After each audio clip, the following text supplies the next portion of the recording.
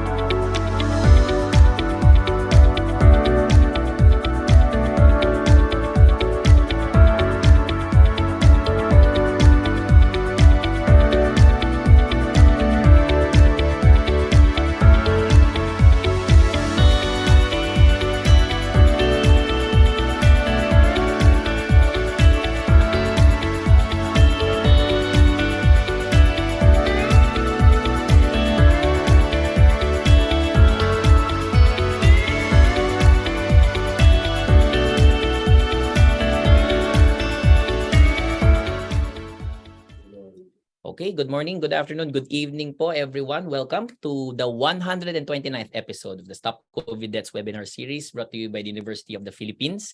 Thank you for being part of our credible online community. Ito na po ang huli nating webinar for the year. And to all those who've just discovered us for today, buti po nakahabol pa po kayo for our last webinar of the year and welcome po. Sana po madami po kayo matutunan at mag-enjoy po kayo sa webinar po natin today. Season's greetings din po sa lahat, and as the holidays are fast approaching, we take time to pause and think about how we can be COVID safe, active, and healthy during the holiday season.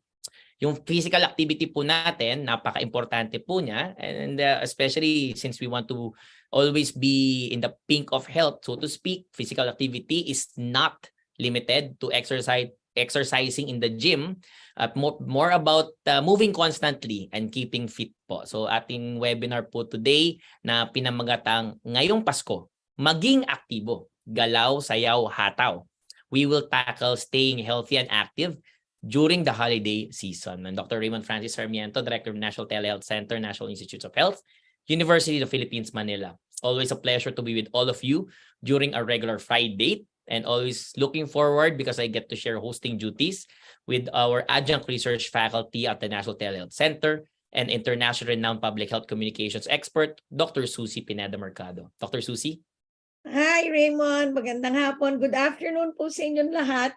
Parang masaya lahat ang feeling ng mga tao ngayon na malapit na magbakasyon. But I'd like to greet everyone who's with us in the webinar, those of you who are watching us on Zoom and on Facebook and YouTube. And those who are watching us on the playback, we also can be watched at Signal TV channel 101. So nasa television na rin po tayo. For this episode of Stop COVID Deaths, we bring you only the best speakers as our year-ender, and we will have our newly minted Undersecretary, Dr. Eric TAYAG, who will discuss being physically active and safe. No, kasi syempre concerned pa rin tayo ng konti sa COVID habang physical activity, and he will demonstrate some Hataw moves. Okay. Then we will also have, we haven't had him with us in a long time, one of your favorites, UP Philippine General Hospital Director, Dr. Gap LEGASPI. Ito po siguro hindi nyo alam, pero si Gap pwede magbisikleta yan from Apari to Holo. So mamaya pag-uusapan niya physical activity. Then we also have Dr. DIONNE SACDALAN, who will give our closing remarks. But first, we have some important announcements. Okay. So we are going to be on a break starting today. So this is our last day for the year. But as you know, we all have to spend time with our families, etc. But we will be back. We will be back on January 20. So isulat nyo na yan we will be back on January 20. And I hope that, we'll see all of you again. Let's see kung anong pakulo natin sa January, no? Excited na kami. We're going to have some changes in the format, I understand. And we are excited to see you then. Okay, in the meantime, you can continue to watch the playback at the TVUP channel and at TVUP Signal TV channel 101. May graphic ba tayo doon? Parang wala, no? Okay. Now, we have a special announcement. Makinig ng mabuti, ha?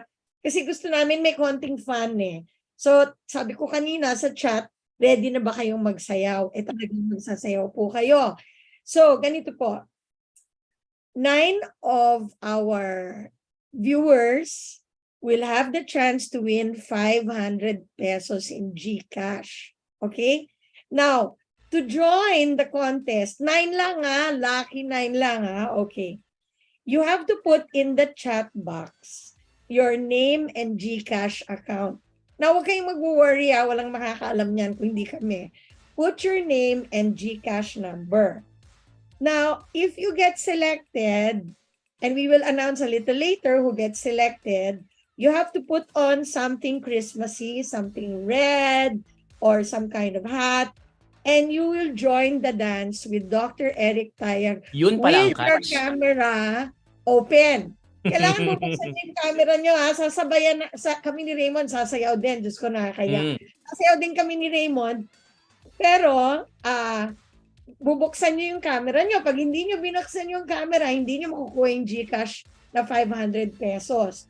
So, accept the invitation to be part of the panel and you will be able to watch on your camera. Okay, we will be able to watch on your camera. Okay, do you have any questions muna? Lagyan nyo nga sa chat kung naintindihan yung instruction.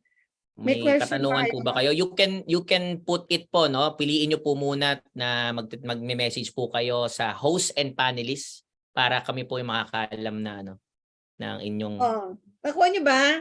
personal information. Okay. Let's show the rules daw again. Let's show the graphic Show the with rules the rules ulit. po. Show the rules ulit. Okay. Yan. Okay. 9 lang po 9 lang po ang pipiliin So if you can then please put them in. When prompted pa lang po, Miss Gina, when prompted pa lang po. Okay. Type in your name and GCash number. Tapos, maghanda na kayo ng something Christmassy kasi baka kayo ang mapili. And then, kung napili kayo, you open your camera and you will dance with Dr. Eric Tayag. Okay ba yon?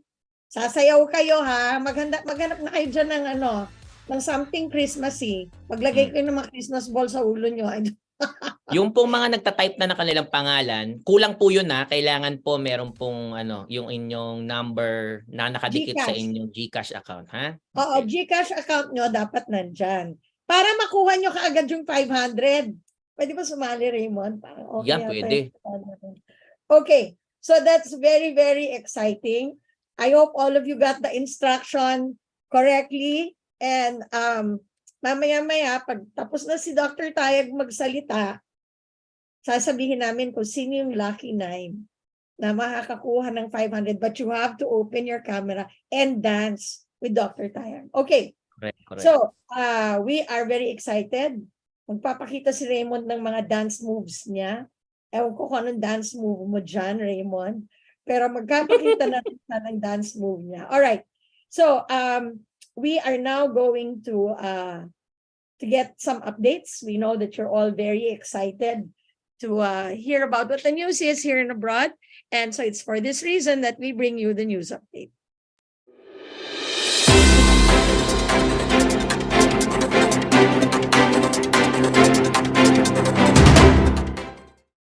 Okay, for our first news update, ito pong gobyerno po ng Hong Kong, they have eased their COVID quarantine and testing regime base na rin po sa mga moves na ginawa ng Beijing o ng Republic of China po, no?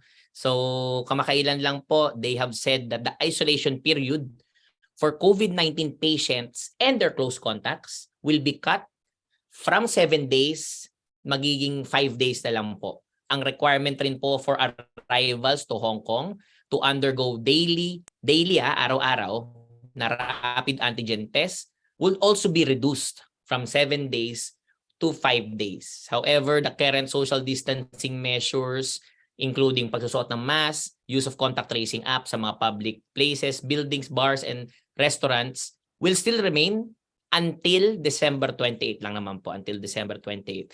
So ito po ay sang-ayon din po dun sa pinagbatayan nila wherein the Chinese authorities, kamakailan lang po, 48 hours ago, announced the most sweeping changes to the nation's stringent COVID control measures since the pandemic began 3 years ago. So alam niyo man po na meron po silang zero COVID policy. They have now slowly backtrack from it. Medyo pinaluwagan na po amidst the protest po na nangyayari sa kanilang bansa, sa China po.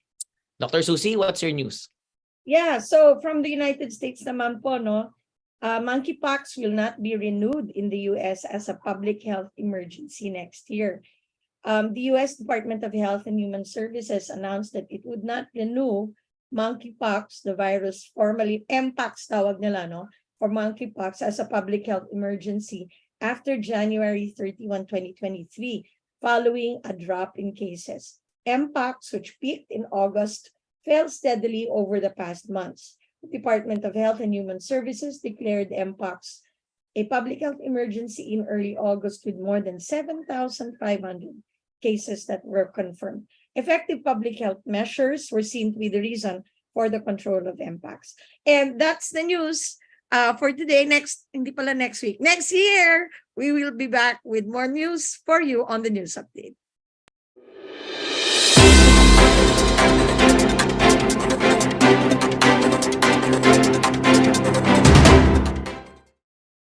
Okay, and we're back. Our topic for today is physical activity, which the World Health Organization defines as any bodily movement produced by skeletal muscles that require energy expenditure. Physical activity refers to all movement, including during leisure time, for transport to get from place to place, or as part of a person's work. Both moderate and vigorous intensity physical activity improve health. So physical activity also improves our overall well-being, contributes to the prevention of cardiovascular disease, cancer, and diabetes. It also reduces symptoms of depression and anxiety and enhances mental capacity, thinking, and learning. However, 80% of the world population is considered physically inactive. Sana hindi po kayo kasama doon, ha. Dapat kasama kayo doon sa active and healthy people in the world, and you'll have to do that by moving around more, especially during this holiday season. So, okay, Raymond, let's hear what the word on the street is. Thank you, Dr. Susie. So to set our discussion into context, we have our team, our webinar team po, produce what we call, ito pong very short video, what we call person on the street video, is to take the pulse of the common folks on the street for us to be able to gauge po kung ano pong alam po nila, meron na po ba silang ideya kung ano po yung pinag-uusapan natin. And then for today's webinar, we ask them, paano po kayo magiging aktibo or active ngayong Pasko? Ano po ang plano ninyo para maging aktibo nitong Pasko? And how will you stay active and healthy sa panahon sa holiday season ngayong Pasko at bagong taon? Please watch this. So this upcoming holiday, Christmas and New Year, pinaplan kong maging active physically. Sa pagdating sa mga kinakain ko, magiging careful ako sa intake ko. This holiday season, I plan to stay active physically by getting enough rest from all of the ACADS work ng previous sem, get good sleep, and eat on time. This Christmas and New Year, siguro yung i-maintain yung pangangatawahan. Siguro dahil may tendency na ma-overwhelm ako kasi maraming kainan this Christmas and New Year. And para din sa akin na hindi mag-suffer next year. So yun sa mga goal ko na maging physically fit. Ako, I plan to catch up with my friends, ganyan, do a lot of stuff, be active talaga, like makipagkwentuhan kasi mentally draining talaga lately before mag-Christmas, and I think this break is time to catch up with them, to vibe, ganyan lang, enjoy lang, ayun. Po, aside po sa pag-exercise, usually ginagawa po yung running. Tuwing holidays po, nag-jogging and nag-walking po ako karon sa area rin po namin. Sayaw. So, every morning kasi sa Baguio, merong Zumba. So, every 6 a.m. yon. So, I always join the Zumba kasi sometimes I also lead the Zumba. So, those are the things that I miss doing. Siguro dahil parang hindi pa kaya ng katawan ko yung mag-gym, intermediate fasting would be feasible siguro. Like paunti-unti hanggang sa mahanap ko na yung tamang way para makamit ko yun. Siguro makakatulong din po yun sa mga Christmas party na in holidays na nagkakaroon ng party sa mga school, sa mga working places ko, sa mga company. Ginagawa ko po, nagsasayaw po ako minsan. Siguro yun po yung way na pagiging active po sa darating na holiday, which is yung Pasko po and New Year. And usually, sinasama ko kasi yung mga pamangkin ko, mga magulang ko sa Zumba. Kasi for them to also have an active life. Ayun. Okay, thank you so much, TVUP, for that. Very interesting comments from our persons on the street. And we always look forward to hearing about how people are responding to the topic we are going to consider. Teka muna. Raymond, are you there? Yes, I'm here. I'm here, Dr. Susie. Parang nag-blackout sa screen ko. Okay. So, teka muna, Raymond, before I turn over to you for the housekeeping. I have a request na ulitin daw natin yung rules. kasi may Okay, mga sige, no bagong problem. pasok lang. 'Di ba? So ulitin natin para makasali sila kasi may nag-text sa akin bakit nila nilalagay yung GCash nila. Nilalagay nila yung GCash number nila kasi ganito po. Ang ating pong guest ay si Undersecretary Eric TAYAG, and there will be 9 lucky viewers who will win 500 pesos each. But you have to put your name and GCash number on the chat, in the chat. Ngayon, si Raymond, may tambiolo dyan. Pipili siya ng 9, okay?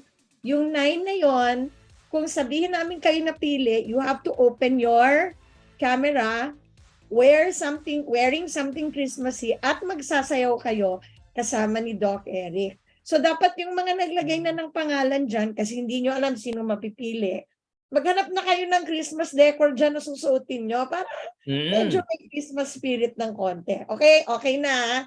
So inulit ko na. Baka mamaya isa pang tayo, no? Isa pang Mamaya, Dr. Susie, correct. Pumasok, eh.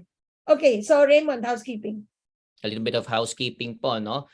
Certificates of attendance will be given to those who have watched at least 50% of the webinar duration. We have already sent out for all 127 webinars po, no? And meron lang pong konti for webinar 128.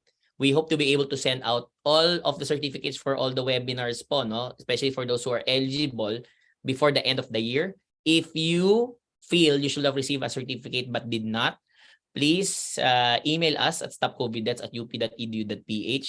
We will be validating your claim po, and then we'll be sending out that certificate of attendance. So we usually start po, at least for our webinars po, no? And this is something that we'll do today.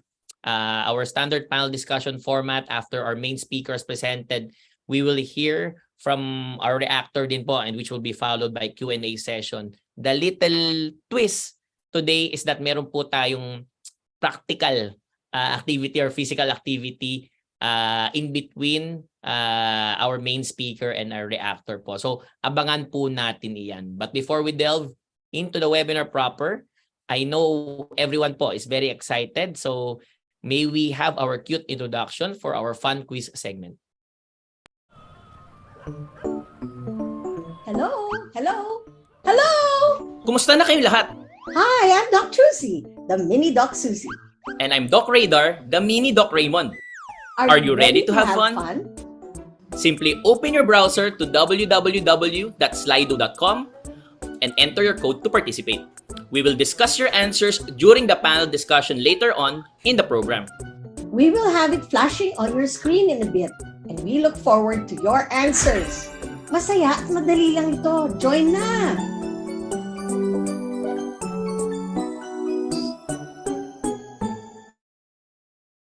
Okay, thank you so much. Meron lang po tayong dalawang katanungan for today's fun quiz segment.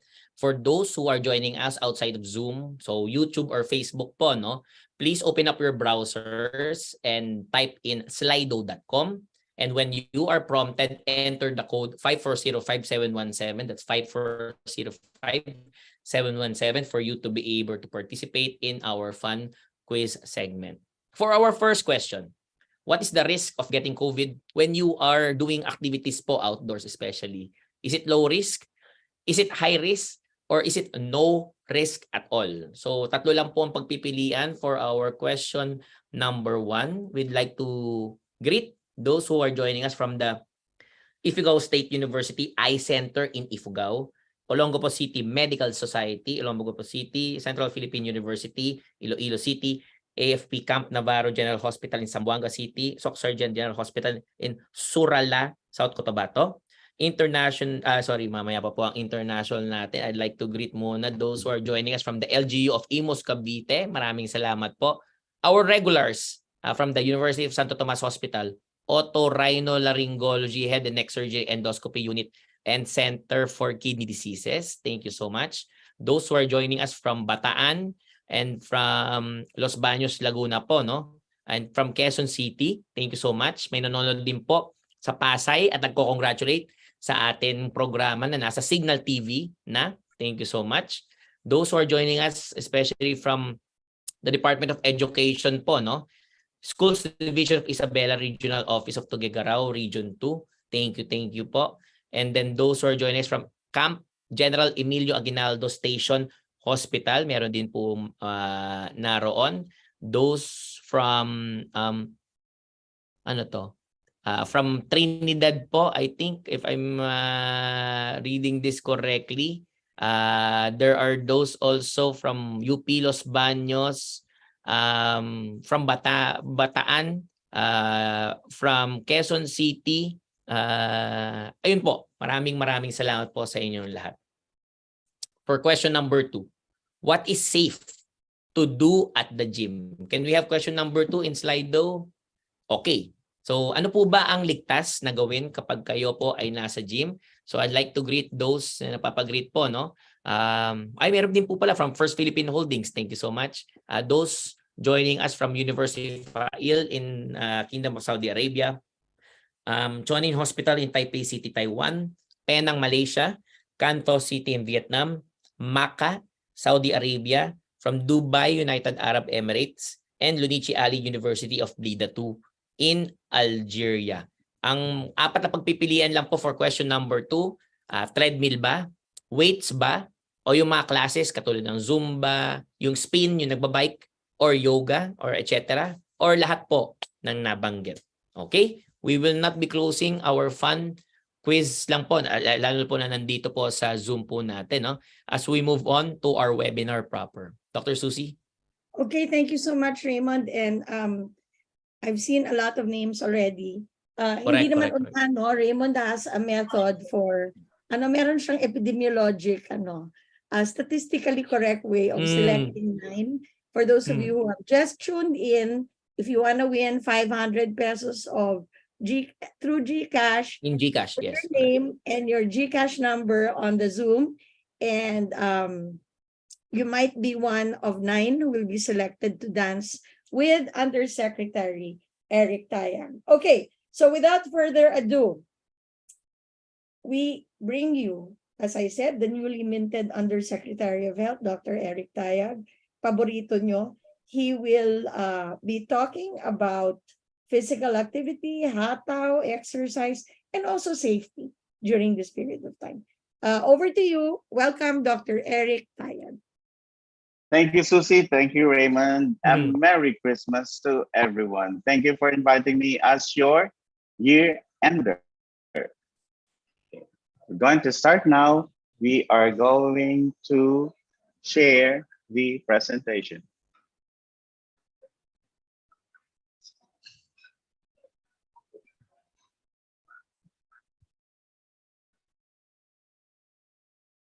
Okay, let's start.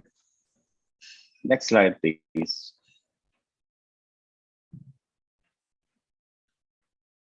Ang cute naman yan. That's Lollipop, cute. lollipop. Okay. Ngayong Pasko, maging aktibo. Galaw, sayaw, hataw. Next slide, please. Are you the next chairperson? Meaning, you're going to sit in this chair all day and watch Netflix, perhaps? Okay, be a couch potato? Or are you aware that everyone is saying that sitting is the new smoking? What are your thoughts about this? Next slide, please.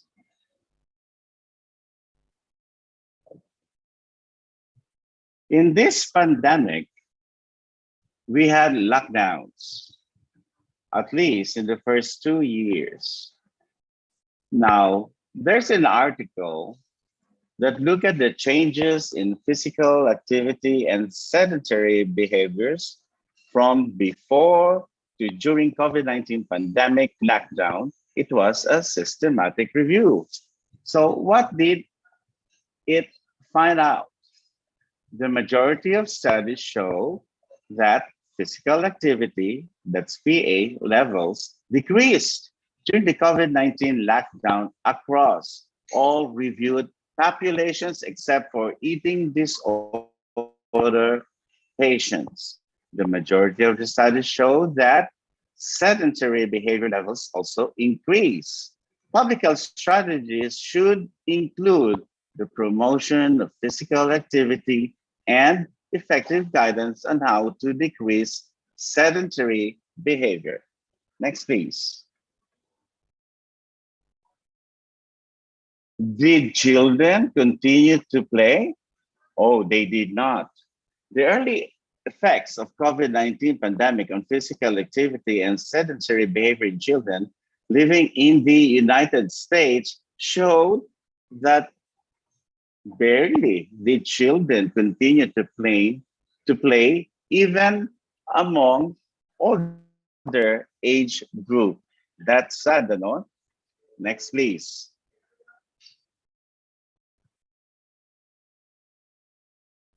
Okay, we're just zooming in so you can look at some of the figures. This will be available to you.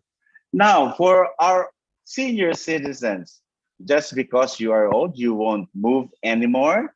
Well, the World Health Organization actually published recommendations, and these were evidence-based recommendations for older adults to improve health. For example, did you know that if you perform at least 150 minutes of moderate intensity aerobic physical activity, or at least 75 minutes of vigorous intensity aerobic physical activity on a per week basis, okay, this is actually recommended. And aerobic activity should be performed in 10-minute bouts. Next, please. But what's your risk to COVID-19? It's about your age. It's about whether or not your immune system has been compromised or weakened, or you have underlying health conditions. Next, please.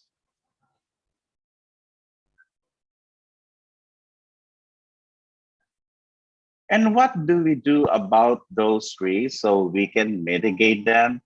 Make sure you have been vaccinated. Okay, just from December 5 to December 7, we had the Bakunahang Bayan, and the Department of Health is so happy about the results. The results will be shared with you. This is about vaccinating those who miss their booster doses and the primary doses of those children 5 to 11, including their booster doses. Timely testing and treatment. And if you had COVID and you got vaccinated, then that's a good situation for you. Next, please.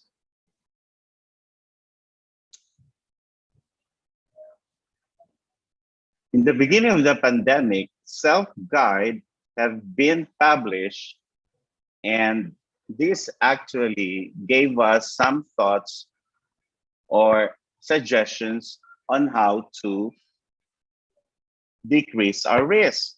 For example, the length of time that such exposure will occur, or if the infected person was actually coughing or had heavy breathing. Next, please. Or perhaps if there were active symptoms at the time of the exposure, whether or not we wore our masks. Next, please.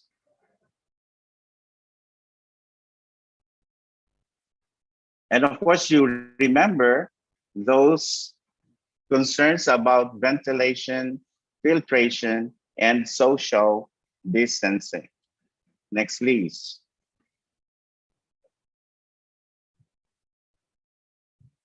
But are you really safe if you choose to be active? Here we show you several risk gradients for bicycling, dancing, running, walking, or hiking. So if you join a group, okay, can we go back to the previous slide? If you join a group ride with non-household members, that's the highest risk for those into bicycling. Next, please.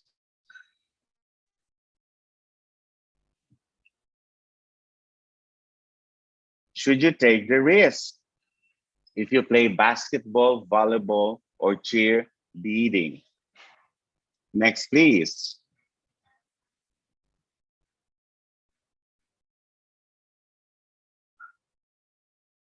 Doing nothing is not an option, but perhaps you're into martial arts, yoga, swimming, and even triathlon. Okay, just remember, you may be at the highest risk or at the lowest risk. Next, please.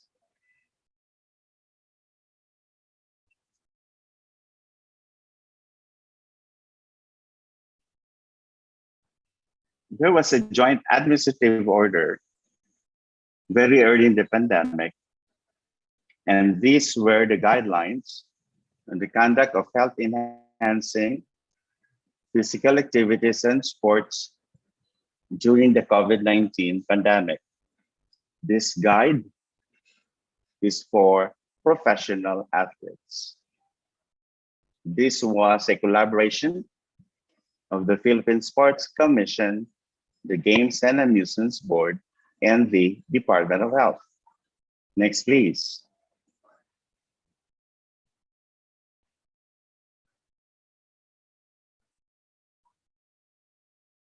But maybe it's not actually what you do or the sports, it's the place. So here we show you on the screen how outdoor and indoor venues can differ in terms of risk. Next, please.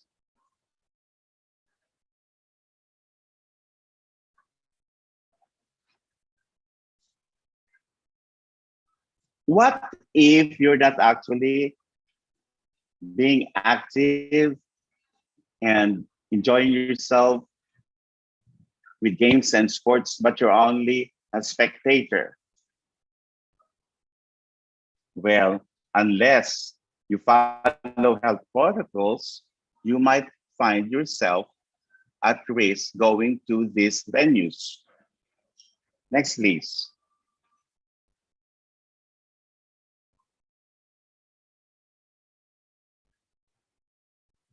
But there is a science, a risk assessment that became the basis for all these recommendations.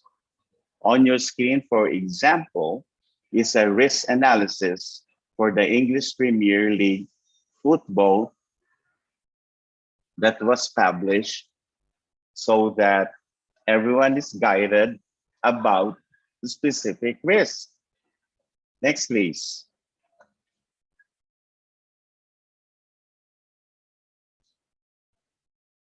And it's not enough to know your risk. Here, we provide you with an algorithm so that you can be guided if you take into consideration the time you spend exposing yourself, the distance between you and a possibly infected person in the same venue. Let this be your guide. Next, please.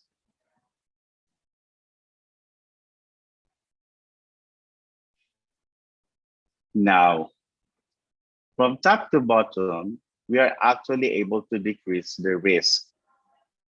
Contact tracing cancels your risk. But if you do anything else that you see in this screen, next slide, please.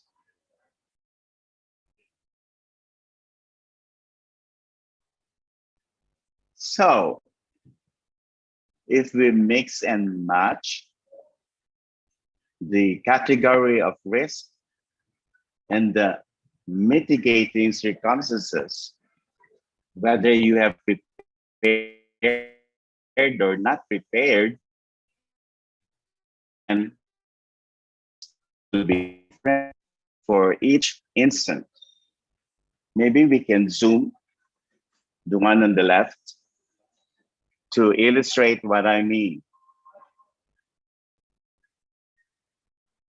Okay, look at the row on low risk. If you are very unprepared to mitigate it, the low risk becomes a moderate risk. Next, please.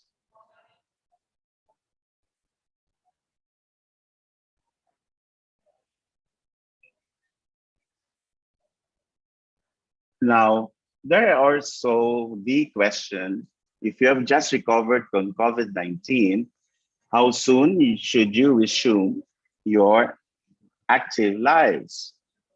Here we show you an algorithm that in fact should guide you if you are restricted or you're disqualified from any activity after getting infected with the SARS-CoV-2. Next slide, please.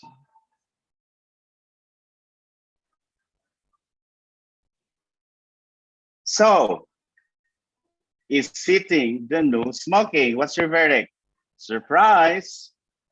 Smoking gives us still the greatest risk for what Susie mentioned earlier: cancer, cardiovascular disease, diabetes, those we fear about as we age, while sitting is also a risk factors.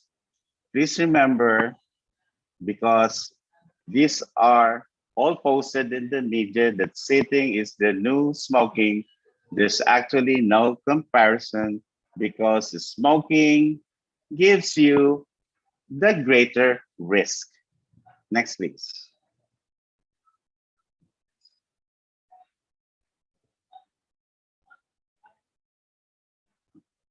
Well, are you a sprinter or a marathoner?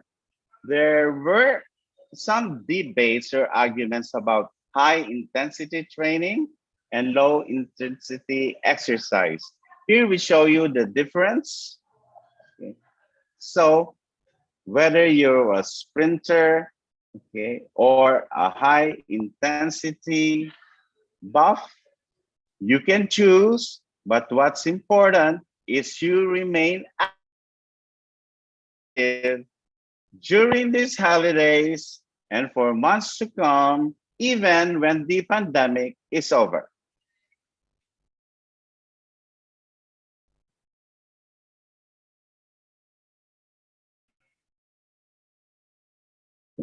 But imagine this before I end my presentation. Next slide. You can actually go around the scenic view without leaving your homes. This is the virtual exercise. You have the proper gadget and your internet is good. You can get around this scenic panorama anytime you like. Next, please.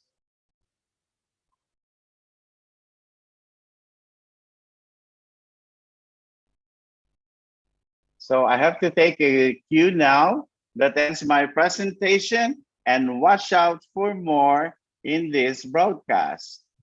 Thank you so very much. Thank you so much. That's Undersecretary Eric Tayag. Palakpakan natin. Ganda ng presentation niya. Babalik-balikan natin yan. Diba yung mga risk natin sa pag-exercise? And as mentioned earlier, he's gonna do a dance sequence later with 9 lucky winners. Okay, so let's go to Raymond. So before I call in our next speaker po, but thank you, Yusek Tayag po, no? We only have, dalawa pa lang po ang aming naiimbitahan para makisayaw sa amin na Yusek Tayag. So may additional po na pasabi dito po sa ating chat on what you need to do for you to be able to be eligible to receive po ito pong ating 500 peso na GCash for Raymond, teka today, at least muna. for the lucky 9 Teka months. muna. Sa chat, ang dami kong nakita. They sent in pero they don't want to dance, Dr. Susie. Ay, kailangan magsayaw kayo. Kailangan magsayaw, di ba? Kailangan magsayaw para masaya. Oo. Sige, tingnan natin kung sinong malakas ang loob dyan. Yan, Okay. okay. Papalagay ko, For our lalaki yung premyo nila, no? Kasi kung mas konting mm. sumayaw, mas malaki yung GCash. Okay. O, sige. That's true. So thank you so much. Our pleasure naman to introduce our next speaker, who will be a reactor, familiar figure to all of you, but also not just one of the best neurosurgeons in the country, but serving po as award-winning director of the Philippine General Hospital, Dr. Gap Legaspi. Sir Gap.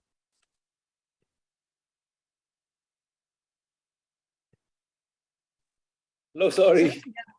No problem. Go ahead, sir. Go ahead. Yeah, thank you very much. Hindi ko alam ba't ako nandito ngayon. Nice to see you again, Raymond. And likewise, sir. Susie. Likewise. Yusek, Eric, thank you for that lecture. I even as a practitioner and as an athlete, I learned a lot from it. But I think the bottom line of all of this is that you don't have to be a triathlete to be healthy. You know?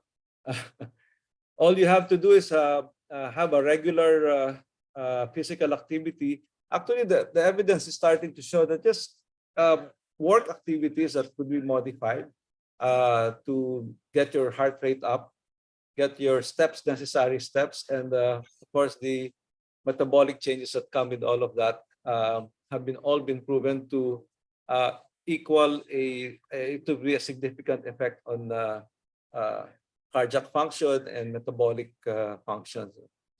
I myself, I don't take the elevator in PGH, mainly because not because I'm afraid to get stuck in it, but because you know, the 7 floors give me an opportunity to get my steps every day and some effort. When I go up, I try to do it a little bit faster. Even at the end of the stairs, that's where I challenge myself to go faster. So in the workplace, I think just what the pandemic has done, it has limited us significantly in our work, and the temptation to sit down and and be in the Zoom the whole day, and driving us away from what we need to do is really probably what contributed to a lot of the extra pounds that we gained. So having said that, the other activities that let's say an administrator like me can do would be, of course, to indulge in more physical activities. And on a personal basis, I find cycling as a very good alternative to running. I have predicted that my knees and hips will give way if I continue the way I run since my track and field days in the 1980s. And around 20 years ago, I started biking, and my prediction is that I will be able to preserve my joints better, my hip and my knees, with the less pounding on those joints by a repetitive movement of cycling. So the drawback, of course, is that you have to put in more time. The benefits of cardiovascular improvement in cycling will require double the time to running. So that depends now on what you want. But again, there is an alternative that you can do to cycling or even stationary cycling, which is high intensity interval training or HIIT training. And it's 15 to 20 minutes of supervised, I suggest supervised training. And it should give you the same cardiovascular benefit, no? as shown in the Birmingham study. So we are, of course, now more open, and myself, I don't know Zumba or Pilates or the other options, but I really am into cycling, and I look forward to both the physical activity that comes with it and the mental relaxation I get from being alone on the road. So you look for areas where you avoid the cars. No? So as far as the trends that we are seeing now, I think yoga and this and Pilates, of course, have also been very popular with our employees. So we have regular Zumba classes here. Now yoga yet, but we have going to open our gym soon for our residents and nurses, the female residents and nurses in the nurses' home, to encourage all of these activities. There is a study done with neurologic patients, and regular exercise does improve mindfulness, and also it improves the recovery of stroke patients and post-operative patients. So that's why regular exercise is part of my advice to my patients recovering from either neurologic incident or from surgery at a gradated portion. So generally, I advise them a post-op patient after I've seen full recovery from the effects of surgery at anesthesia will have. I advise them to, and based on recommendations also, to increase their activities 25% per week until they get the good 50% level, and then they just maintain that for maybe a month more before they go full blast. So the effects have been proven scientifically, and I think this would be a good addition to our advices to our patients. So the trend that we're seeing now in athletes, and of course in just the ordinary physical exercises that we do, the dictum of more for less, I think, is becoming even more possible now with the different techniques in exercises and the options that we have for them. So huwag tayo matakot na lumabas sa ating mga opisina at mag-umpisang mag-exercise because alam na natin talaga ang benepisyo nito. So hindi lang sa kabuuan ng pagkakatawan ng puso, ng mga joints at mga muscles, kundi pati rin sa pag-iisip at mental wellness, malaki ang benepisyo nito. So I think the other neglected aspect of exercise also is prevention of sarcopenia. No? Kami ni Dr. Susie nandun na sa age na mag-worry dito. So I think in addition to the aerobic exercises, we also have to include some weightlifting. Not necessarily heavy weightlifting, but enough to tone the muscles and the bone. So these are personal experiences that I think will be useful to. I hope will be useful to our audience here today. So thank you very much for allowing me to share this with you.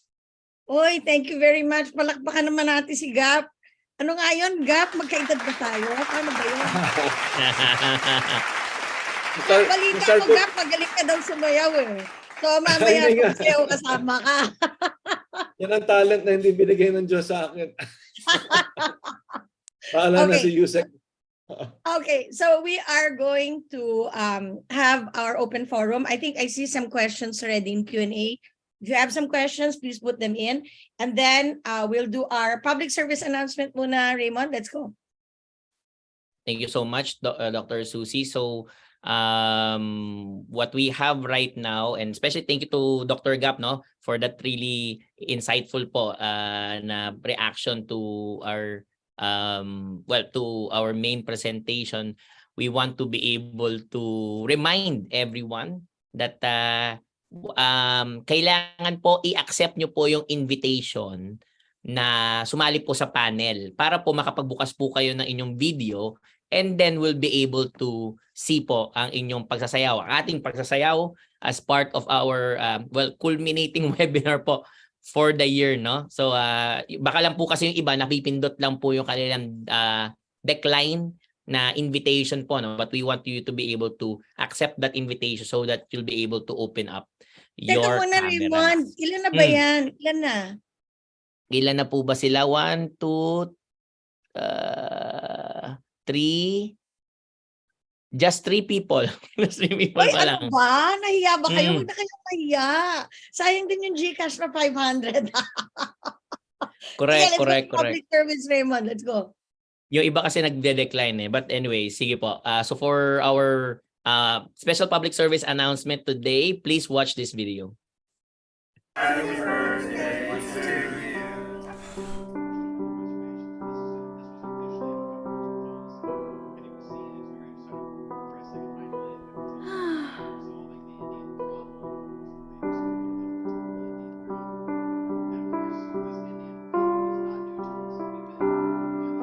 Maaari na bang magpabakuna ang mga batang 5 hanggang 11 taong gulang? Oo, nagsimula ito noong Pebrero. Nagpapakuna na ba kayo? Oo, nagpapakuna na kami. Yung mga bata, magpapakuna na kayo. Stay safe and stay well. Mga bata, magpasama na sa Bakuna Center. Thank you so much, TVUP. The COVID Communication Public Service Announcement is one of the many creative outputs of the webinar team to push for pediatric vaccination for children age 5 and upwards po. So we hope you'll be able to share this video, keep to all of your social media accounts, stay safe and stay well. Magpasama na po sa Bakuna Center. So at this point, Dr. Susie would like to ask Yusek Tayag and Director Gap to open their videos. Wag muna. Raymond, Susie? Oy. Okay. Yes. There's another way of how they can join. Kasi Paano po? Paano po? Hirap mag-live. So, pwedeng naka-turn off yung camera nila, but they can see us. Okay? They will dance. They can take a video of themselves. Then they can send it to you. And you can choose. Okay. Okay. Okay, Ren. Okay. Diba? Pwede na. Ano lang, it's not the whole dance, just a clip. 30 seconds clip.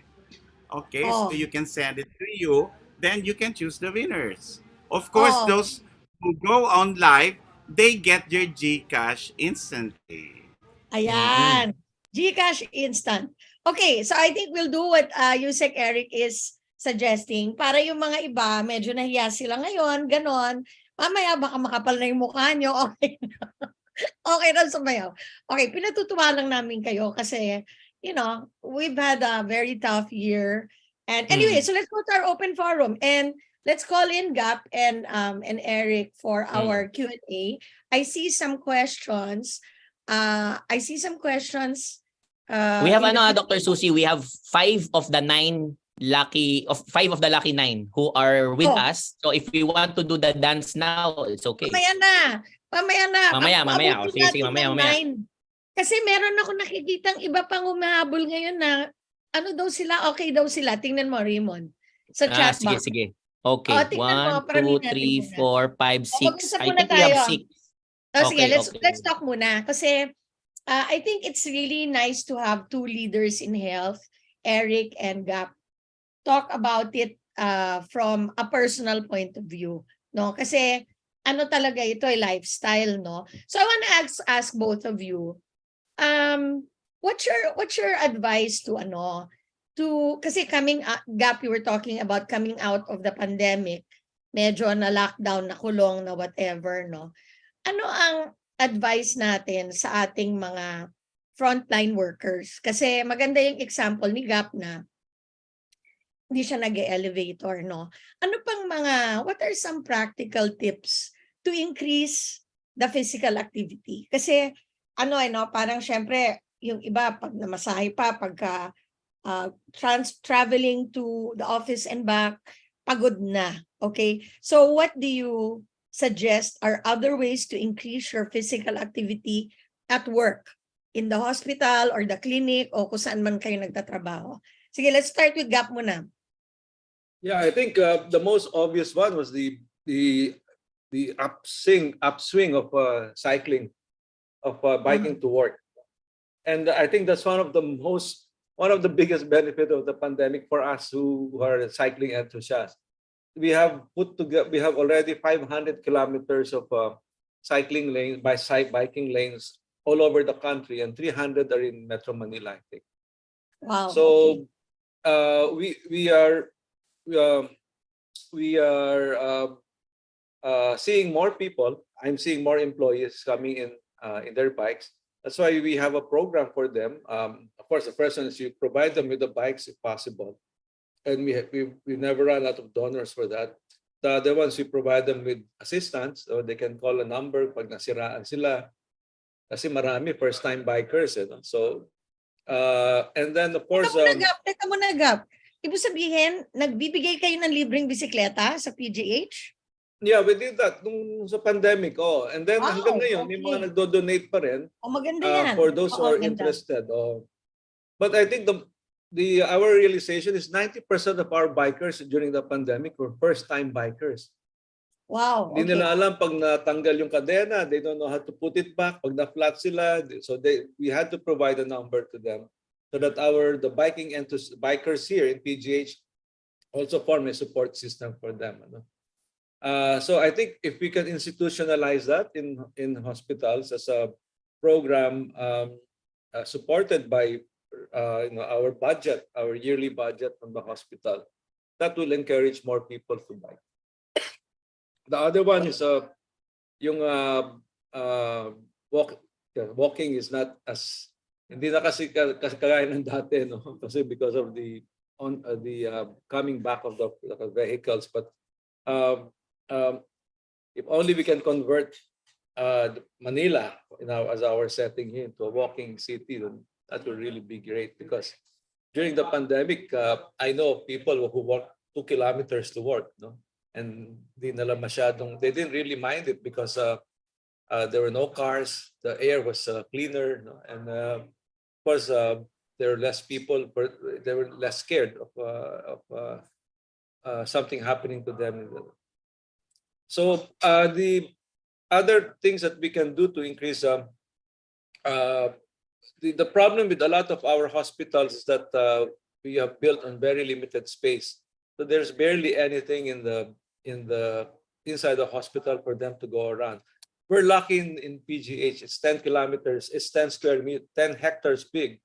If you go around PGH, it's already, I measured it, it's 2.2 kilometers just in the periphery of PGH. So that's one. And the next best thing would be your treadmills and your exercise cycles. So we've piloted it in the nurses' home, in the dorm one, that's the small nurses' home. And hopefully, if we get good feedback on that, we'll be putting out pocket facilities for treadmill and exercise cycles. In our mental wellness surveys, this is a constant request of our doctors and our nurses, a gym or an exercise area. So I guess it's really high time that hospitals put that as part of their operations already. Hindi na siya parang luxury. It should already be part of the hospital operations so that it's maintained and sustained so that employees will have a real program. Yeah, thank you, Gap. I think that's a very important point kasi we have a lot of viewers who are actually in hospital administration. Marami tayong mga head ng mga district o mga clinics or mga primary center na maganda yung sinasabi ni Gap, no? Parang gawin na nating bahagi yan ng program ng hospital. Hindi yung parang bahala na kayo sa sarili ng exercise, no? Parang let's create an enabling environment within our health facility. Eric, ikaw, what's your practical tip to increase the physical activity of our frontliners? Okay, well, I'll go for safety first because it's COVID. We have to remind people na may pandemic pa tayo. So, to reinforce what I have presented, you have to know your risk. Okay? If you are older, you have these underlying conditions. So, hindi ka pa nag-umpisang sumayaw or magbisikleta, meron ka ng risk. So, that's number one. Number two, you really have to commit. Okay, you should have a goal, a target. Hindi pwedeng you're just going to be active na wala kang goal. Is it to lose your weight? Is it to improve your endurance or strength? Dapat malinaw sa iyo yan. And number three, you have to choose the place.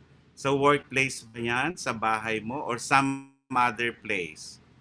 Do you have funds para sa gym? O wag na lang, dagdag gastos yan. Number 4 is, anong gagawin mo? One that suits your lifestyle. So, yung sinabi ni Gab kanina, yung magbibisikleta, going to work and going home, approve na approve tayo dyan. And even in the workplace, okay, you can actually have these high intensity exercises na hindi ka dapat uh, nag-uubos ng oras. Okay, you can do it. And the way to do it is to watch these YouTubes. Hindi kailangan manggaling sa akin yung mga instructions niyan. And then, if you're really into it, magbaon ka ng damit para hindi nababasa ng pawis. Kasi ang magiging reklamo mo niyan, ayoko mag-exercise kasi wala akong pamalit ng damit. You really have to set your mind to it. And mas maganda, Susie, at sa mga nanonood sa atin ngayon, you really have to start it. If you delay it, wala. Mas maganda maganap ka ng body-body mo and you can do it together. So start at home, then the workplace, and ang sikreto dyan is enjoy it as long as you can. And see the results and it becomes a cycle. Okay, you can prove to yourself the benefits of exercise and at the same time decreasing your risk if you do it. Thank you, Susie. Thank you, Raymond. Ay, thank you so much, Eric. Raymond, ikaw nga, ano bang advice mo? Practical tips mo? Practical tips. So, usually po kasi pag sa umaga, I find myself, it's easier for me, especially on the weekend, no, to go on the bike. So, mabike po ako eh.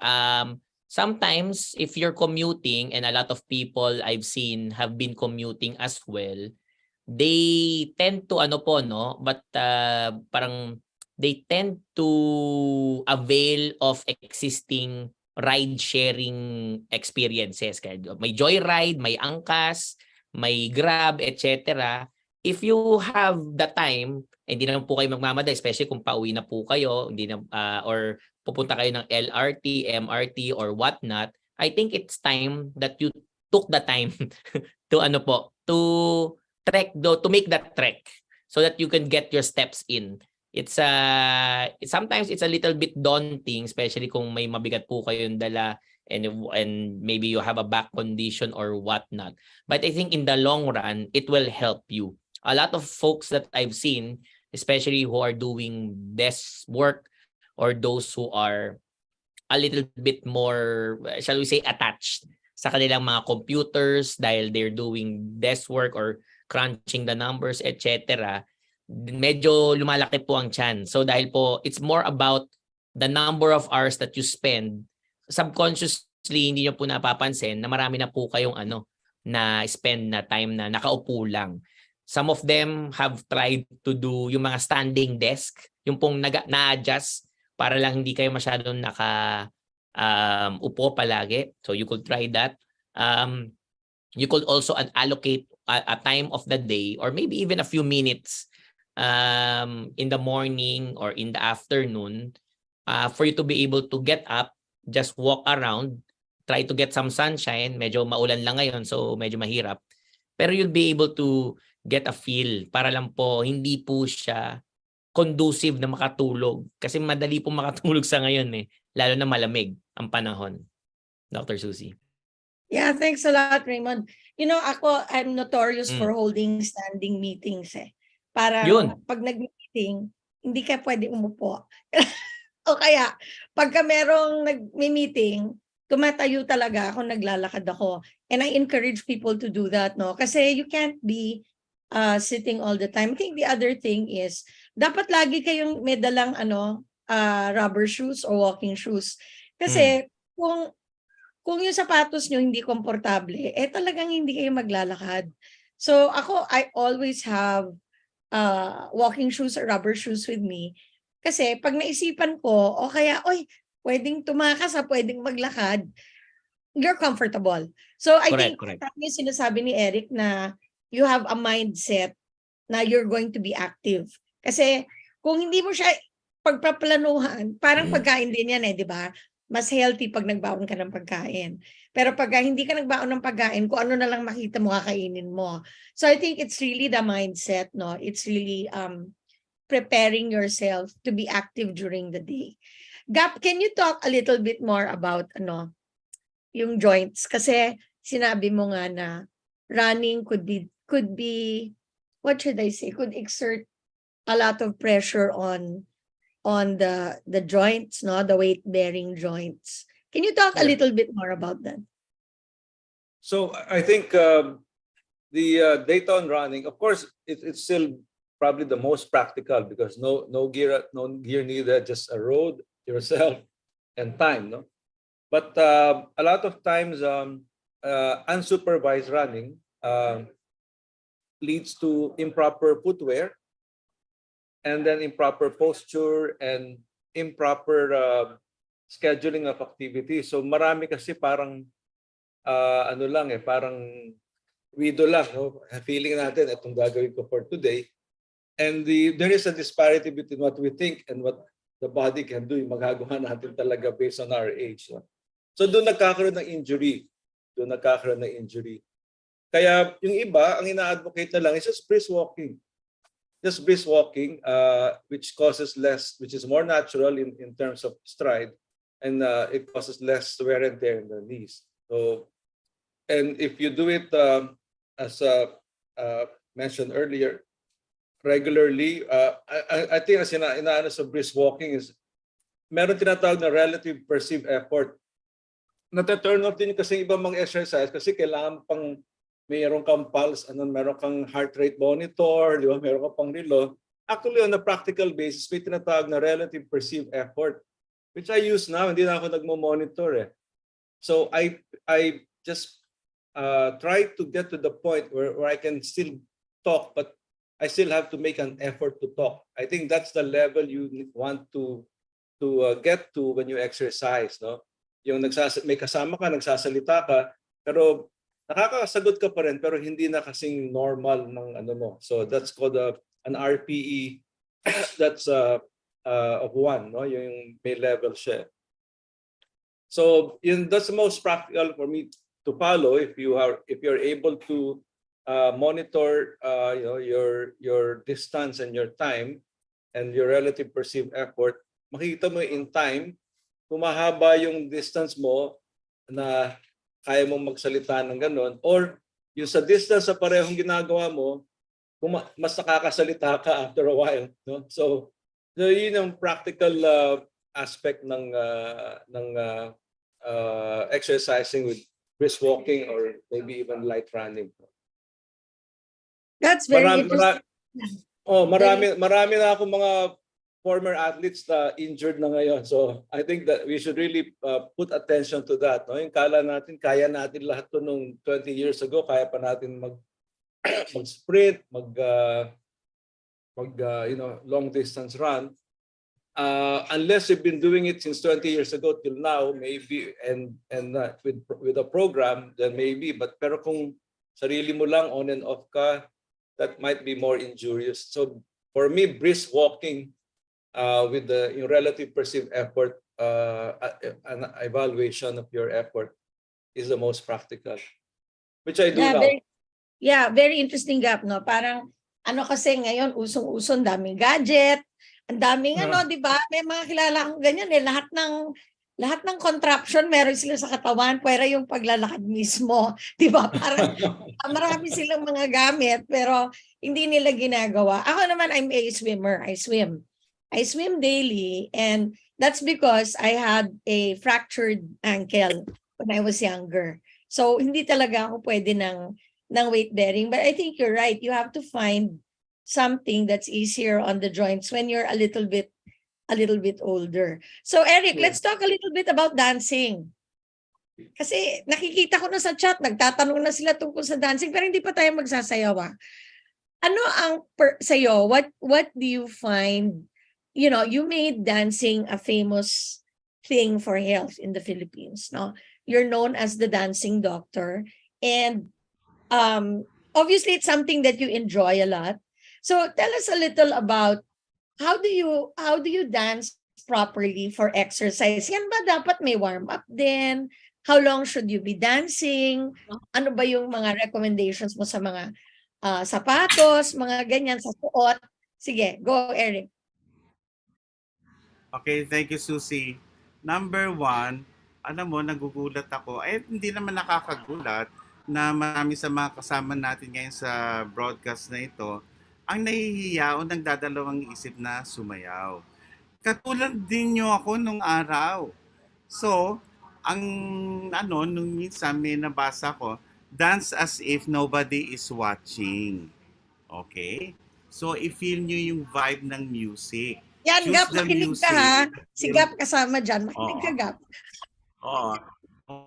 O, pakinggan mo yung music na talagang pag napakinggan mo yon, it can be an old favorite, it can be something na that actually activates your memories of the past. It can be yung trending ngayon. It can be something na went viral. So, get into that feeling. Alam mo, tinanong nga ako ng mga kaklase ko, Susie, Gab, okay? Tinanong ako, Eric, hindi namin maalalang sumasayaw ka sa medicine natin. What happened? Ay talaga hindi ako marunong sumayaw. Okay? It was by circumstance and I loved it. Kung mapapansin nyo, hindi naman talaga sayaw po. Yung ginagawa po natin ay repetitive movements yun. Sinasabayan lang natin yung musika. So go with the flow. Hanggang sa, alam mo, nangyari, Susie, through the years, kung minsan, nagko-choreograph na rin ako. Nako, trying hard na choreographer. Oo. Tapos, ang ginagawa ko naman ay ginagaya ko yung mga nasa YouTube.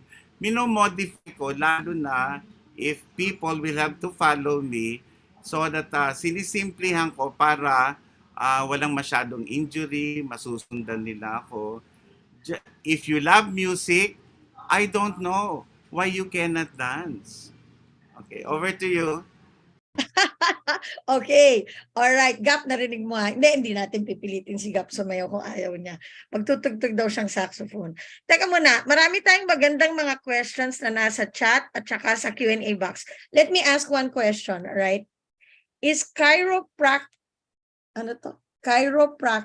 is it good?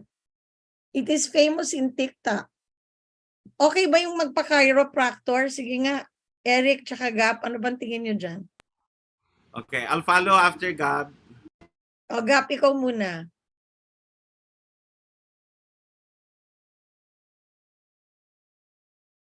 Saan si Gap? Gap, Chiropractic medicine is already an established science and specialty recognized by PITAC. So I think it will only be safe if it's done by duly authorized, duly accredited practitioners. So I've seen, I know the duly authorized and the duly accredited ones, and I also know those that just pop up in malls and in other areas. No? So merong basis siya in terms of relieving pain, of also removing compression of either ligaments or nerves, because as I said, it's an established science. But it has to be done by people who are really who have really gone through the alam mo ba, ang doktor pag chiropractic medicine, kailangan pa niya na another 4 years. Wow, Hindi okay. so himlay kasi siya, no? Yeah. So hindi yung 2 years lang pwede ka na, no? So it's really an established specialty. So kung if someone already is really an expert in it, or is validated by, although wala pa silang specialty board, maybe an international licensure or licensing body, it's really effective. In fact, I do it on myself. I in the occasions that I have spasm from let's say prolonged cycling and I suffer a spasm of my lumbar muscles, I find the techniques of chiropractic medicine, hindi lang naman siya aligning merong ibang interventions, no? Hindi lang siya yung cracking bones. So it's really, you really should know kung sinong gagawa nito. But it has its benefits. Okay, thanks, Gab. Eric, go ahead. Yeah, I agree with Gab. In fact, I am one of those na nagpapakairo. Okay, it helps your posture.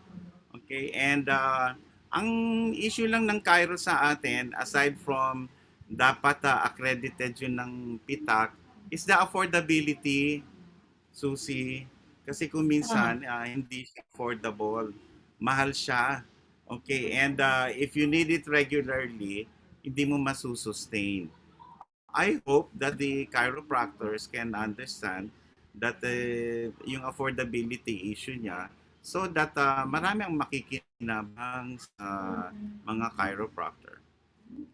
Back to you. Thank you so much. Raymond, puntahan natin yung sa Q&A box. May mga nakita ako doon. Okay, Dr. Susie. Sorry, meron ng may mga I'm trying to Namimili ka ng mga sasayaw, ano? clean this up. Ito lang po.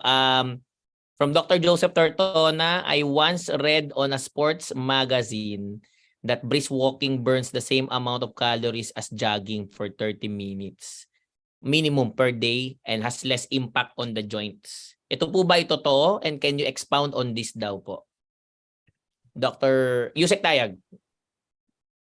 Okay, si Joseph ay kaklase ko sa medicine yan. Ayun. Ganun ba? Okay. Masugid yung taga-subaybayan si Joseph. Hi Joseph, shout out sa iyo.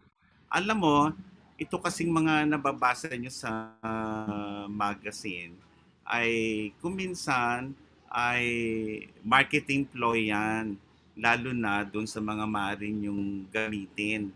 Okay? Kung mapapansin nyo, halimbawa sa mga sapatos, di ba? Dati rubber shoes lang ang tawag dyan. Ngayon may jogging shoes, brisk walking shoes, at kung ano-ano pang shoes. Pero yung ebidensya dyan ay nakalap yan. At mas maganda kung kukuha tayo ng information doon sa gumawa ng study niyan. I wish na kuha ko yung study na yun, but I'm sure ang nagiging totohanan ngayon na parang brisk walking is baka pareho lang o masigit pa sa jogging. But let's go by evidence. Over to you. Okay, thank you so much. There are still some more questions in the Q&A box, Raymond, but I'm also seeing some folks saying that they don't have an invitation but they're willing to dance. Tingnan mo nga, Raymond. Okay, we have 9 already, Dr. Susie, just now. 9 na. Okay. Okay, 9 na. O sige, tingnan mo sa chat box, meron pa ako nakitang tanong doon. Bago tayo kasi we're running out of time, no? Bilis ng panahon. Correct. Question here. Ito po, from Dr. Tortona ulit, can the FNRI come up with a table on caloric intake and the type of physical activities and the length of activity needed to burn the excess calories? May ganun daw po ba tayo, Yusek Eric?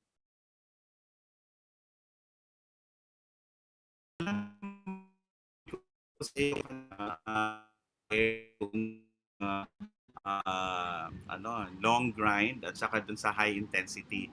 Mas malaking calories ang nawawala dun sa high intensity.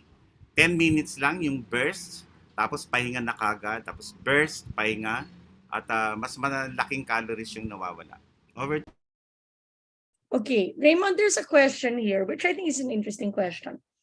Do you think using artificial intelligence in clinical assessment will be able to identify and assess different types and level of risk factors for cardiovascular disease and what's HD, heart disease? Okay.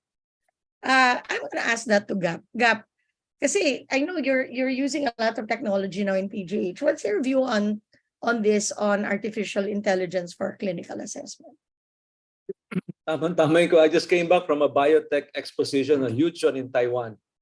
And I think a third of the booths there, a big hall for an AI in clinical practice, AI in the ER, AI in the OPD, artificial intelligence in the OR. So I think that's really the trend now. But as of us here, the current application, we're all just trying out, on a personal basis. Wala pang program talaga, no? But I think these are algorithms that are, that we do with our minds, and the faster a computer can compute and the more data it can handle, I think it can approximate the way we think, but not duplicate it exactly. So the UP Diliman has just opened its AI program. No, there are 33. I think there are 33 students now enrolled in the AI curriculum, the AI course. So we'll probably be hearing more from this, and I'm volunteering PGH to them to be their thesis site. So currently, I don't know of anyone using the program, but I think pretty soon we'll be getting those. Doon na papunta, no? It's going in that. It's actually going in that direction, no? Yeah, Okay. Actually, so, may program na ako nakita, an AI can read an MRI better than the average radiologist. oh my gosh. Okay. Using facial Bad news. recognition. Ayan, si Rayma. Using facial recognition features. No? Yung parang, di ba, linipat lang sa plaka ng MRI. Yung mga bright spots, yung mga dark spots, yung mga gray spots, yung shape. Sabihin niya kung anong diagnosis. Mas accurate pa siya sa average radiologist. Nako, bad news for the radio folks, ha? Okay, And the so we are pathologist going as to well. go. Yeah, we're gonna go into our dance number. But before that, let's answer first our fun quiz, Raymond, para tuloy-tuloy na tayo, di ba? So let's answer the fun quiz first. Okay, yung fun quiz po natin ay nominated by none other than Undersecretary Eric Tayag. So we will have to ask him for the correct answers po for these two questions. Can we have them on the screen right now? Okay. Can we have yung ano po sa Slido din po? While that is being pulled up, thank you so much. Our first question. Ano po ang risk of getting COVID when you are active outdoors? Is it low risk? Is it high risk? Or is it no risk at all? Sir Eric?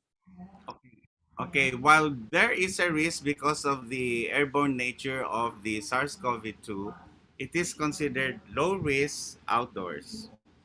Low risk outdoors. Okay. So dito po sa ating Slido, karamihan po sumagot ay high risk. Dito naman po sa Zoom, 45% ang nagsabi na low risk. Yung tama po ang kasagutan. For our second question, ano po ba ang ligtas? What is safe to do at the gym? Sir Eric. Okay. Sa treadmill kasi, depending on the time you spend sa treadmill, you increase your respiration, and so therefore it's not going to be safe for others if you don't know that you're already infected. Para dun sa classes, ang exposure mo, marami kayo. And if you do not observe social distancing, may mask, mahirap sumayaw ng may mask, it's also not safe. Weights will be safer compared to the others, especially if you are doing it alone. Over to you. Thank you. Okay. Thank you, Yusek Eric. Okay. So we're gonna give our speakers a minute or two to formulate their last few words before we dance. And during that time, we're going to run our evaluation, Raymond. Sige. And we have the evaluation natin po on the screen right now. We are not sending out something that's separate po, no? Ito lang po yung ating evaluation poll. I hope you're able to see it on the screen. There are 5 questions, 4-point Likert scale po. First question, panelists demonstrated thorough knowledge of the topic. Number 2, the panelists were well prepared and organized. Number 3, the panelists spoke clearly and audibly. Number 4, the panelists used appropriate language with technical medical jargons adequately explained. And finally, the panelists contributed to new perspectives and knowledge on managing various key health issues we will not be sending out a separate evaluation poll po. No? Ito na po iyon. And we will not be closing this until the end of our webinar as we move on to the final messages to our audience from our Okay. two excellent speakers. Dr. Susie. Okay, thank you so much. And thank you for being with us, Eric and Gap. We'll start first with Gap para hindi siya mapilitan magsayaw. Pero Gap, kung talagang feel mo na, pwede mong buksan yung camera mo. Okay, Gap, your words, your parting words for our audience. Kahit lasalista ako, hindi ako marunong sumayaw. Yun na nga sasabihin ko eh. Imposible hindi ka marunong magsayaw. Lasalista ka eh. O sige, game. So I think this is a very timely topic, coming out of the all the restrictions that we've had. And although as mentioned by Yusek Eric, safety is still a priority. But alam mo, we should really commend our people because kahit sinabi na ng presidente, pwede na magtanggal ng mask. When I bike on Saturdays, everyone's still on mask, no? Yeah. Okay, great. friend, eh. Yeah. So I think the most important thing with a physical activity is making it a habit. And there is a saying that goes that if you do it 21 consecutive times, then it becomes a habit. So I think that's the biggest challenge. No? Any program that you have will not be useful to you if you do it sporadically. No? It has to be a habit, just like most of the good things that we need to do in life. So I guess that's my parting message. Make it regular and make it a habit. Thank you. Thank you. Thank you so much, Gap. And thank you we know you're so busy. Thank you for finding the time to be with us on our last episode of the year. And, our audience loves you. So maraming salamat, Gap. And you don't need to stay to dance. Unless you really want to. Hindi ka namin pipigilan. Pero manonood ako. Manonood ka. Sige. Okay, now let's go to Eric. Before we start dancing, Eric, magbigay ka na ng message mo. Sige. Okay, thank you Susie, thank you Raymond, thank you Gab. Alam nyo, ang pamagat natin ngayon ay ngayong Pasko maging aktibo. Subalit, dagdagan natin yan.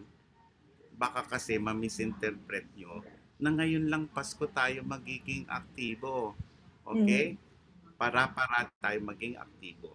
Paggising pa lang sa umaga, isipin na natin yung anong maaari nating gawin para tayo ay manatiling aktibo.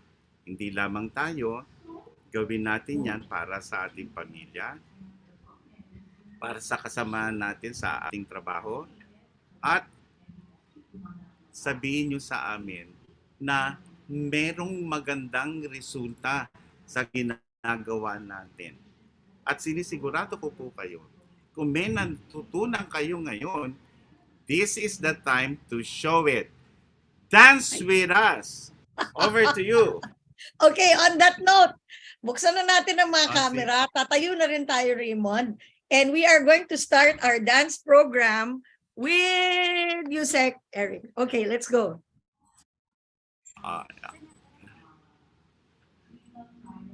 On my cue, pag sinabi kong play the music, you will play the music.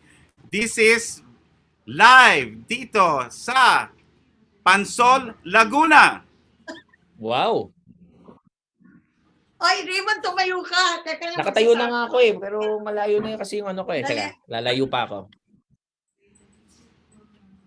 Okay, introduce natin ang ating mga introduce natin ang ating mga lucky winners.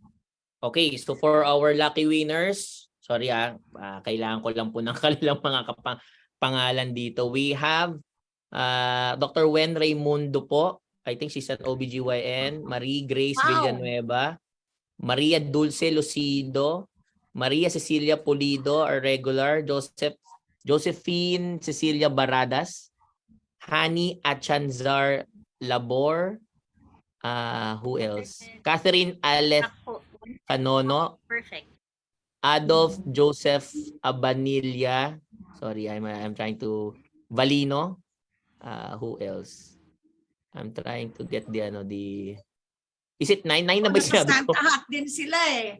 Did I reach 9? Basta there's 9. There should be 9. Opo. There should be 9. Ay, ano yun? Oh, okay. Wow. Okay, let's go, Eric. Okay, play the music. We're going to do an exercise. I could have my Gucci on. I could wear my Louis Vuitton. But even with nothing on, that made you look. I made you look.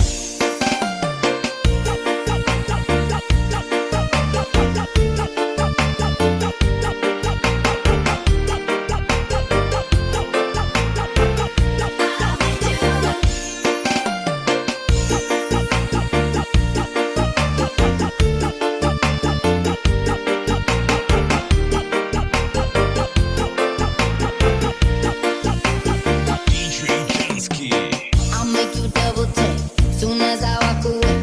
Call up your chiropractor just in case your neck break. Tell me what you want to do. 'Cause I'm about to make a scene, double up that sunscreen.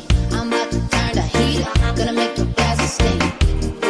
Tell me what you want to do.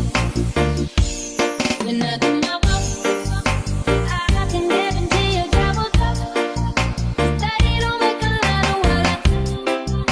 Ladies, if you feel it, it's your fault. I could have my Gucci on. I could wear my Louis Vuitton. But even with nothing on, that I made you look. I made you look.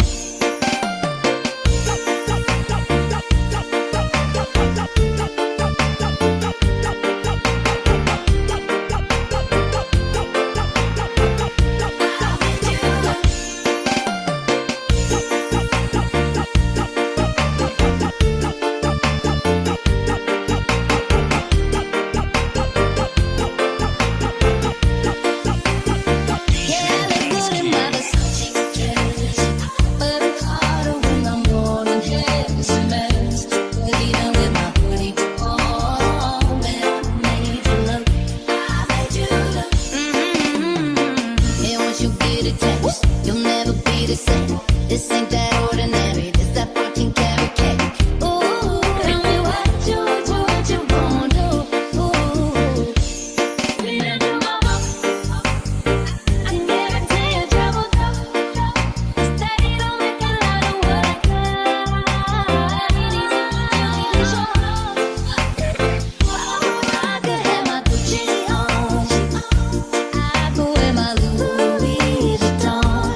But even with nothing on, that I made you look. Said I made you look. Yeah, I look good in my Versace dress, but it's harder when I'm worn and heavy smells.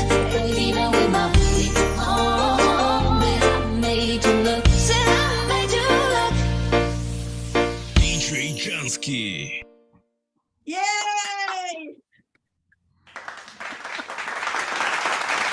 Thank you so much. Thank you so much to everyone for being a good sport and for excellent dancing led by the newly minted Undersecretary Dr. Enrique TAYAG po. Thank you so much, Sir Eric. Oy, thank you everyone who joined us. Nakakatuwa naman kayo. Eric, pinawisan ako doon na. Oh.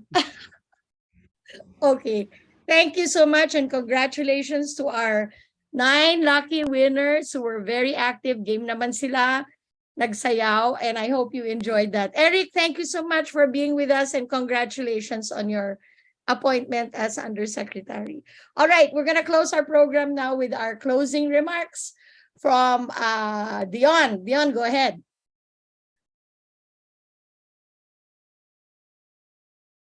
Good afternoon, Doc Susie and Doc Raymond. And Merry Christmas na po to everyone. Ang gagaling niyo pong sumayaw. Salamat, Dr. Eric Tayag, for leading the dance showdown.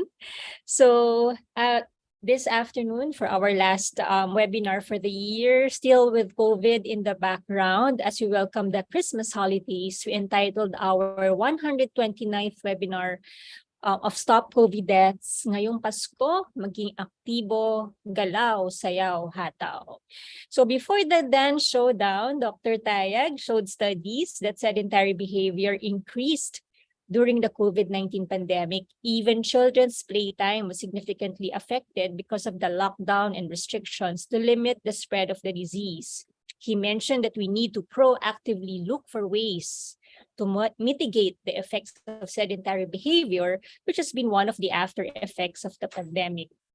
He, Dr. Tayag, and our reactor, Dr. LEGASPI, discussed the importance of physical activity in improving our health, particularly our cardiovascular function, and enhance our lean muscle mass to improve our musculoskeletal health and immune function.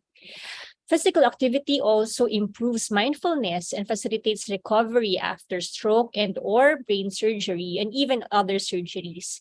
They also mentioned that physical activity helps maintain and improve our mental health.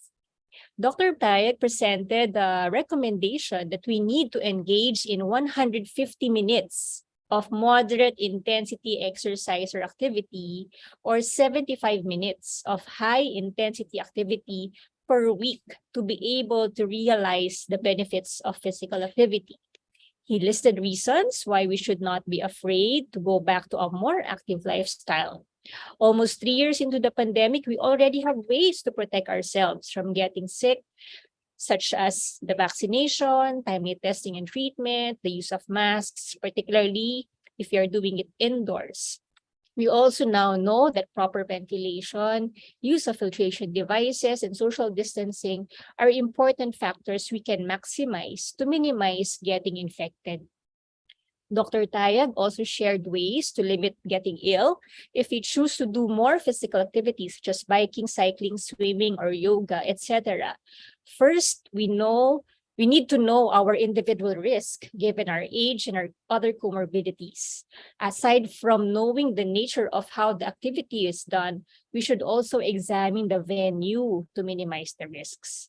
Individuals attending sports events are also at risk as spectators, he mentioned. It is important to be prepared. Investigate on the venue, investigate on who the people will be there, examine the factors in attending the event so that you can mitigate the risk. Technology can also provide a platform for us to be more active, such as using a virtual platform to do cycling or running through the different apps available that can provide visual cues as if you are actually traveling, and that can also monitor the distance covered or the calories burned.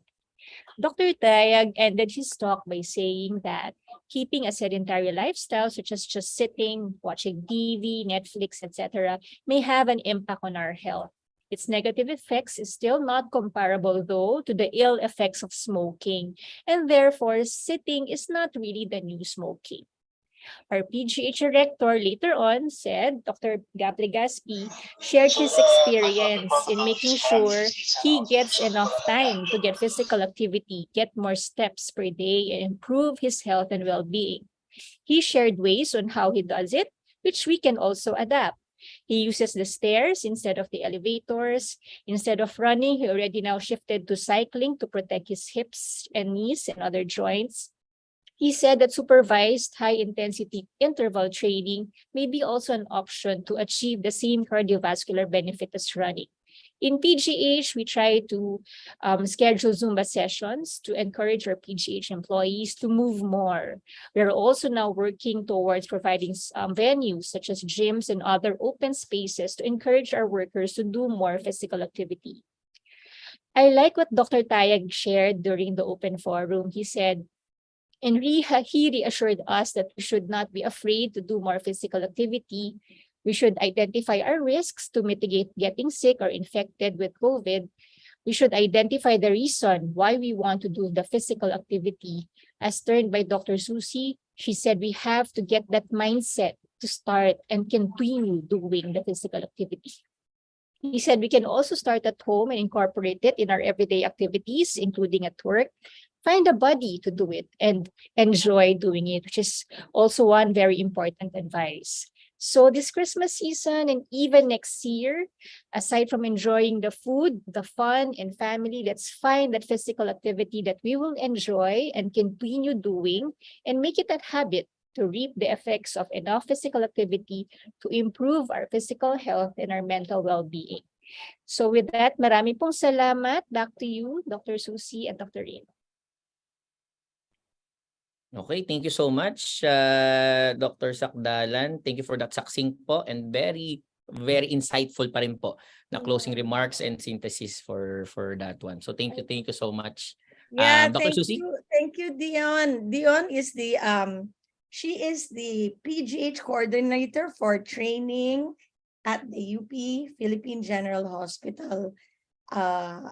So I thought that was an excellent summary. Thank you so much, Dionne, for being with us. And okay, so this is our last for the season. Woo! Pero kailan tayo babalik? Sige nga, lagay nyo sa chat. When are we coming back? What's the When date? are we coming back? Sige, baka may pa-premyo yan. Tama, January 20. okay. Tama naman. At saka, Tama sila. ang sabi ni Yusek Eric, yung mga gusto magpadala ng video ng sayaw nyo, siguro meron din tayong prize. Pero magpadala kayo ha. Huwag daw kayong mahinyang magsayaw. So we'll be back on January 20. I think we have that flashing on the screen. Do we have that, ma'am? Yes, we have that. Yan. Okay. Tandaan nyo ha. January 20 tayo babalik. We will of course send you emails, reminders, and all of that. And I don't know what the topic's going to be on January 20. I have an idea, but not yet confirmed. And we are just so grateful for being with you this whole year. I think I said in the chat in the beginning, we are so blessed. We are alive. And I hope that all of our frontliners out there will continue to do the hard work that you do. Thank you for joining us in the webinar this year. Naiyak na ako. But we're going to miss you during the break, but we'll be back on January 20. And thank you for being part of our program. Raymond, over to you. Thank you so much. And before we conclude our program, we'd like to thank the very hardworking team behind the Stop COVID Deaths webinar series. Without each and every one of you, we won't be able to churn out quality content each and every week. So maraming salamat po. In front of you, you'll see the results of the evaluation poll mo. At least 93% of those who participated indicated that they strongly agree with all of the statements po. So it's a testament to the consistency of our webinar din po, and also of the quality of content po provided po, especially from our speakers. Thank you so much to Undersecretary Eric TAYAG and to PGH Director Gap LEGASPI for that one. We also want to share with you that we have what we lovingly call SED Shorts that you can watch at your convenience if you go to the YouTube channel of TVUP. That is www.youtube.com/TVUPPH for you to be able to watch and view all of these quick and small nuggets of wisdom po. No? So maraming salamat po sa inyong lahat. This formally closes our webinar, not just for the week, but for the year. And we look forward again to your company again next year po. Kailan po ulit? January 20th, 2023. Friday from 12 noon to 2 p.m. It's a date. Together, we can stop COVID deaths. Merry Christmas, everyone. Happy holidays po sa lahat-lahat at manigong bagong taon po. Lagi po mag-iingat, stay safe, stay healthy, and see you online.